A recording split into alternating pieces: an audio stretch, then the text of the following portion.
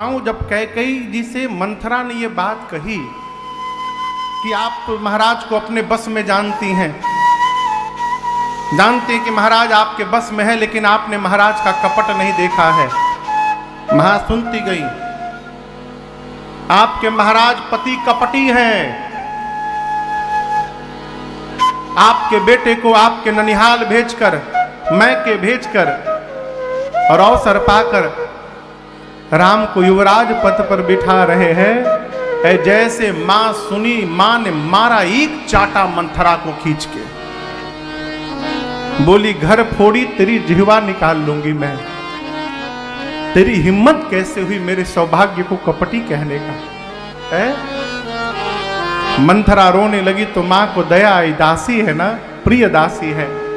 थोड़ा दुलार किया और कहा मंथरा तू कह रही है कि कल महाराज मेरे राम को युवराज बनाने वाले हैं। यदि तेरी बात सत्य है मंथरा ना, तो मेरी बात सुन।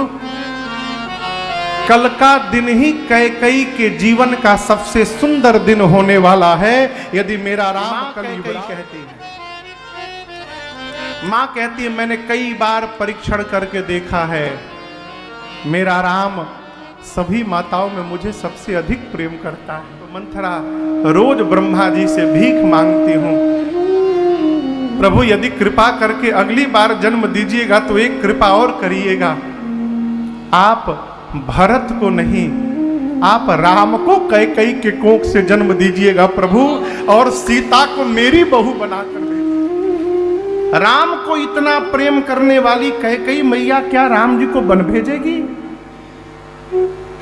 जो मां कैकेयी ब्रह्मा जी से प्रार्थना करती है कि राम मेरा पुत्र बन जाए, राम मुझे जननी कहे, आज मां की मनोकामना को पूर्ण कर दिया मेरे प्रभु ने। और कैकेयी मैया से कहा, हे मेरी जननी, कौशल्या ने केवल राम को जन्म दिया और उस राम को 14 वर्ष वनवास देकर आज आपने मर्यादा पुरुषोत्तम राम को जन्म दे दिया है। मां आज से आप मेरी मां, संसार में वो पुत्र बड़भागी है जो पुत्र अपने माता पिता के चरण में प्रेम न करे, जो पुत्र अपने माता पिता के वचन में प्रेम करे। देखिए, चरण में प्रेम करना बड़ा सरल है। सवेरे उठिए, पांव छू के प्रणाम कर लीजिए, रात को सोने से पहले पांव छू के प्रणाम कर लीजिए। आप जीवन में बात एको न मानिए, ये चरण का प्रेम है। परंतु वचन का प्रेम बड़ा कठिन है साहब। वचन में यदि प्रेम होगा तो जो मुख से आज्ञा निकलेगी उसका जीवन में पालन करना पड़ेगा। ये वचन का प्रेम है। राम जी कहते, मां जो संतान अपने माता पिता के वचन में प्रेम करे वो पुत्र बड़भागी है। मां जो संतान अपने आचरण से अपने जीते जी माता पिता को संतुष्ट कर दे, मां वो पुत्र इस पूरे ब्रह्मांड में दुर्लभ संतान है।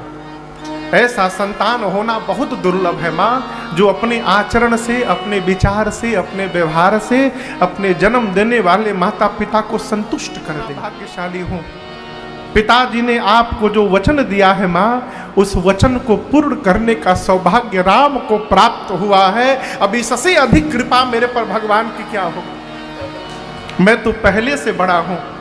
मां आपने इतनी कृपा कर दी, अब मेरा छोटा भाई भरत भी बड़ा बनने वाला है। मेरे प्राण से प्रिय भरत अयोध्या के राजा बनेंगे। मां आज विधाता ब्रह्मा सब प्रकार मेरे अनुकूल हो गए हैं। यदि इस कार्य के लिए मैं बन नहीं जाऊंगा तो ये पूरा जगत मुझे मूढ़ कहेगा मां। लेकिन मां इतनी सी बात को लेकर मेरे पूज्य पिताजी को इतना दुख हो गया है, कहीं मेरे से कोई और अपराध तो नहीं हो गया है मां? जैसे राम जी ने, आप दर्शन करिए, लोग कहते हैं मां कैकेयी ने राम जी को वन भेज दिया। जैसे राम जी ने ये बात कही कि मां कहीं मेरे से कोई अपराध तो नहीं हो गया, वो कैकेयी कहती है राम तुम अपराध जोग नहीं था। राम, आप में अपराध करने की पात्रता नहीं है। पूरा विश्व अपराध कर सकता है, लेकिन मेरा विश्वास कहता है कि मेरा राम कोई अपराध नहीं कर सकता है। मेरा आप पर विश्वास है राम। आप जगत को, माता पिता भाई को सुख देने वाले पुत्र हैं। हम तो यही कहेंगे राम, आप वही करिए जिससे आपके पिता के वृद्धावस्था में उनकी कीर्ति में कोई कलंक न लग जाए।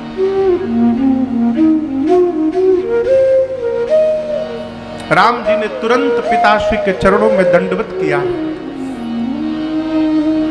राम शब्द श्रवण में प्रवेश करते महाराज की मूर्छा खुल गई।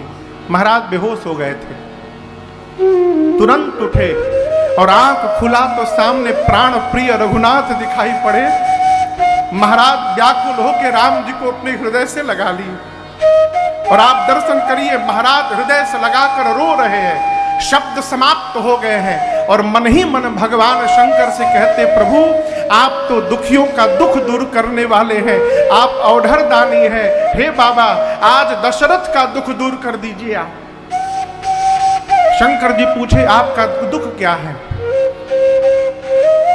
महाराज बोले, प्रभु जितने पिता आज तक आपकी पूजा किए होंगे, आपसे कि मेरी संतान मेरी हर आज्ञा का पालन करे। मैं आज जगत का ऐसा पिता हूं प्रभु, आज मेरी संतान राम मेरी आज्ञा का पालन न करे प्रभु, मेरा राम बन न जाए। राम जी ने पिताश्री को समझाया है, कहा पिताश्री कुछ दिनों की तो बात है, यूं बन गया और चला आया। मां के पास गए। मां कौशल्या जब सुनी ना राम जी को देख के, तो पहले मां नाचने लगी, खूब नाची। बोली आज मेरा लल्ला युवराज बनेगा। शीघ्र स्नान करके पिताजी के पास जाओ, पिताजी राह देख रहे होंगे। राम जी मां को बिठाएं और बोले, मां ये बताओ मैं बड़ा हूं कि भरत? मां बोली तुम बड़े हो। अयोध्या बड़ी है कि जंगल बड़ा है मां? मां बोली बेटा वन बड़ा है। राम जी बोले, मां पिताजी ने धर्म का विचार कर लिया, बड़े बेटे को बड़ा राजा बना दिया है, छोटे बेटे को छोटा राजा बना दिया। मां बोली मैं समझी नहीं। राम जी बोले, मां पिताजी ने मुझे जंगल का राजा बना दिया है। पिता दीन मोहि कानन राज, और अकारण नहीं भेजा, वहां मेरी बड़ी आवश्यकता है मां। भरत छोटा है तो उसको अयोध्या का छोटा राजा बना दिया। प्रभु के मधुर वचन मां के हृदय में बाण की भांति लग गए। मां मौन होकर सोचती रही। सुमंत जी के पुत्र साथ में थे, उन्होंने पूरी बात बताई मां कौशल्या को। तब मां ने कहा राम जी से, राम यहां दर्शन करिए। राम जी को संकेत दिया मां ने। मां ने कहा, राम एक पुत्र के जीवन का सबसे बड़ा धर्म जानते हो? राम जी बोले, आज्ञा करिए मां। मां ने कहा कि पुत्र के जीवन का सबसे बड़ा धर्म है कि वो जीवन भर अपने पिता की आज्ञा का पालन करता रहे, इससे बड़ा कोई धर्म नहीं है। पितुआ यसु सब धर्म कटीका। लेकिन मैं एक बात कहना चाहती हूं, यदि केवल तुम्हारे पिताश्री ने तुमको बन जाने के लिए कहा है, तो मैं तुम्हारी मां हूं। मां का स्थान पिता से भी ऊपर होता है, और मैं कहती हूं कि मेरा राम बन नहीं जाएगा। परंतु राम यदि पिताश्री के साथ साथ आपकी मां कैकेयी ने भी बन जाने के लिए कह दिया हो अगर, तो पुत्र मां की बात मानकर अवश्य वन की ओर चले जाना। मां की बात मान करके वन में जाओगे ना, तो वो वन ही तुम्हारे लिए अयोध्या जैसा बन जाएगा। यहां रुकना मत पुत्र।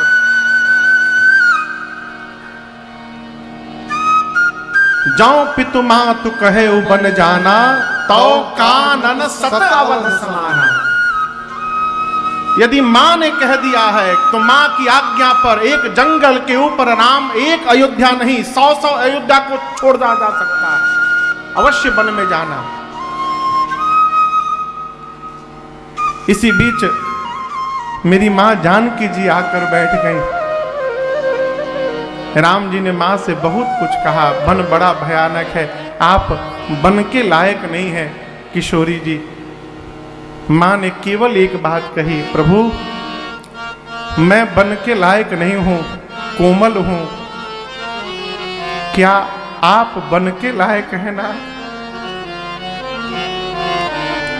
मां के इस वाक्य पर रघुनाथ जी निरुत्तर हो गए। राम जी, मां ने कहा आपके लिए तपस्या उचित है, मेरे लिए घर में बैठकर भोग भोगना उचित है।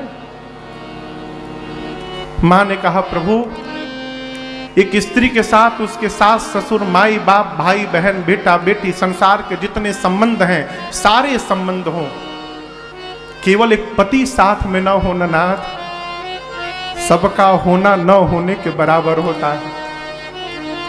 जिस प्रकार जल के बिना नदी व्यर्थ है, प्राण के बिना शरीर व्यर्थ है, उसी प्रकार राम के बिना सीता भी व्यर्थ है। प्रभु आपके बिना मेरा कोई अस्तित्व नहीं है। आपके साथ वन में रहूंगी तो लगेगा महल में बैठी हूं, आपके बिना ये महल वन से अधिक भयानक हो लगेगा। राम जी ने अनुमति दे दी। इसी बीच लक्ष्मण भैया दौड़ के चले आए, आकर बैठ गए। राम जी ने कहा भाई पिताजी मेरे कष्ट में दुखी हैं, मैंने देखा है, भरत शत्रुघ्न भी नहीं है, आप अयोध्या का भार संभालिए, पिताजी को बहुत कष्ट है। लक्ष्मण जी बोले कौन पिताजी, कौन पिताजी? राम जी बोले हमारे पिताजी।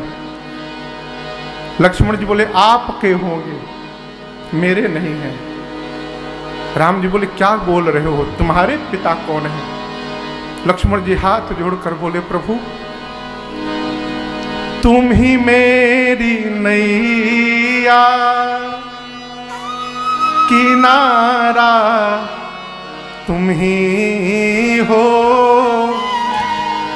मेरी जिंदगी का सहारा।